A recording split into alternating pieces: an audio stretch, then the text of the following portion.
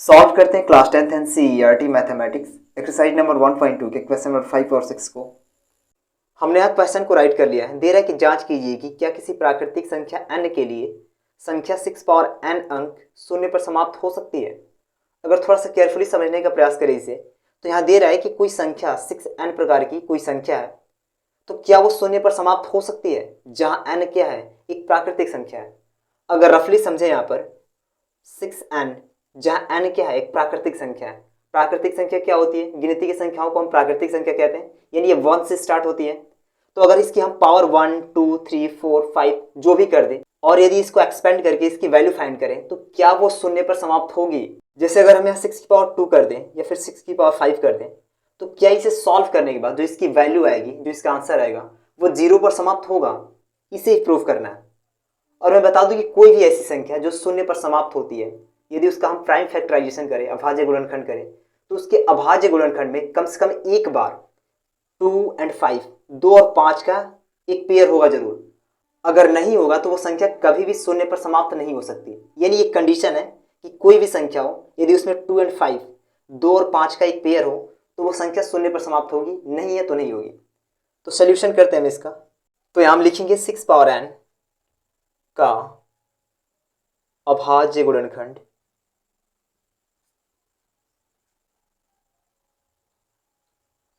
क्या हो जाएगा? अगर 6 का फैक्टर करें हम, तो 2 इंटू 3, ये इसका फैक्टर हो गया, और इसकी पावर n। तो यहाँ हम लिखेंगे, चूंकि हम जानते हैं कि कोई भी प्राकृतिक संख्या जो शून्य पर समाप्त होती है, उसके अभाज्य गुणनखंड में कम से कम एक बार 2 तथा 5 का आना आवश्यक है। जबकि संख्या 6n में 2 है परंतु 5 का अभाव है, 5 नहीं दिया है, अतः 6n अंक जो है वो शून्य पर समाप्त नहीं होगा। मे बी ये स्टेटमेंट थोड़ा सा लंबा हो गया है, अगर आप चाहें तो अपने सेंस के अकॉर्डिंग इसको शॉर्ट कर सकते हैं।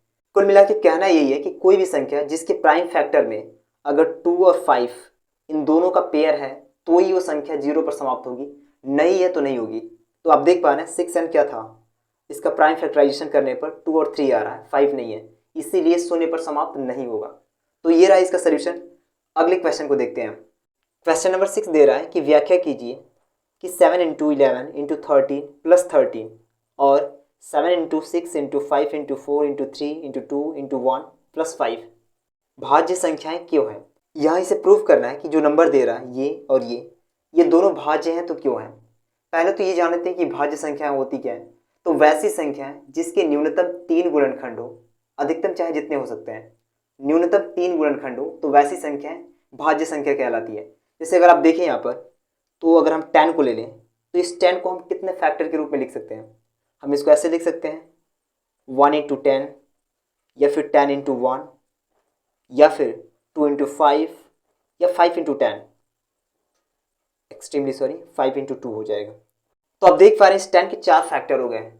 हालांकि यहाँ दे रहा है कि न्यूनतम 3 होना चाहिए, मैक्सिमम चाहे जितने हो जाए, मिनिमम 3 होने चाहिए। तो वैसी संख्या भाज्य संख्या कहलाएगी। सॉल्व करते हैं इसे। हम यहाँ लिखेंगे संख्याएं दिया है, संख्याएं दिया है, क्या दे रहा है यहाँ पर? 7 इंटू 11 इंटू 13 प्लस 13। अगर आप देखें यहाँ पर, तो यहाँ 13 कॉमन हो रहा है, यानी दोनों ही पार्ट में 13 दिख रहा है। तो हम 13 को हम कॉमन कर लें, तो यहाँ होगा 7 इंटू 11, 13 तो बाहर निकल गया, तो यहाँ प्लस, और 13 यहाँ से गया तो यहाँ 1 बचेगा।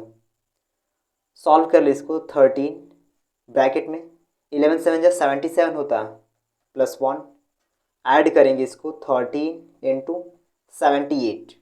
अब इसका अगर मल्टीप्लाई कर ले, तो 78 में हम 13 का मल्टीप्लाई कर लें, तो 3 8 जा 24, 3 7 जा 21, 21 में 2 प्लस करेंगे कितना हो जाएगा? 23 हो जाएगा। ये 1 8 जा 8 हो गया, और 1 7 जा 7, ऐड करेंगे ये 4, 3 और 8 11 हो जाएगा, और 7 2 9, 9 में 1 प्लस करेंगे 10। तो ये आ गया 1014। अगर आप यहाँ देखें तो इसके कितने फैक्टर हो सकते हैं 1014 के? मे भी बहुत सारे हो सकते हैं, लेकिन जो हमारे सामने अभी दिख रहा है वो क्या है? हम इसको ऐसे लिख सकते हैं 1 इंटू, ये हो जाएगा, फिर ये हो सकता है इंटू 1, या फिर आप देख पा रहे हैं ये 13 इंटू 78, ये तो यही प्रूव हो चुका था। और या फिर 78 इंटू 13, मिनिमम चाहिए हमको कितना, 3 ही चाहिए, लेकिन यहाँ पर 4 4 हो जा रहे हैं, और भी बहुत सारे हो सकते हैं। तो ये क्या है, अतः यह भाज्य संख्या है।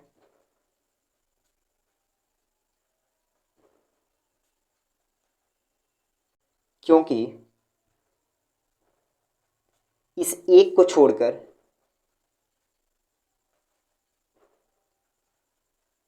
इसके अन्य दो गुणनखंड हैं। ऑब्वियस आप देख पा रहे हैं कि यदि एक को छोड़ दें हम, फिर भी इसके दो फैक्टर दिख रहे हैं यहाँ पर, तो यानी क्या है, यह एक भाज्य संख्या है। इसके सेकेंड पार्ट को देखते हैं। सेकेंड पार्ट में दिया है 7 into 6 into 5 into 4 into 3 into 2 into 1 plus 5। अब देखिए यहाँ पर, तो यहाँ पर 5 कॉमन हो जाएगा, ऑब्वियस दिख रहा है। 5 को अगर हम बाहर निकाल लें तो 7 into 6 into 4 into 3 into 2 into 1 plus 1, 5 तो कॉमन हो गया। सॉल्व कर लें तो 7 6 जा 42 होता है, 5 अगर देखिए यहाँ पर तो 7 6 जा 42 और 4 3 जा 12, 12 2 जा 24 हो गया, और 24 में 1 का मल्टीप्लाई करेंगे 24 ही होगा।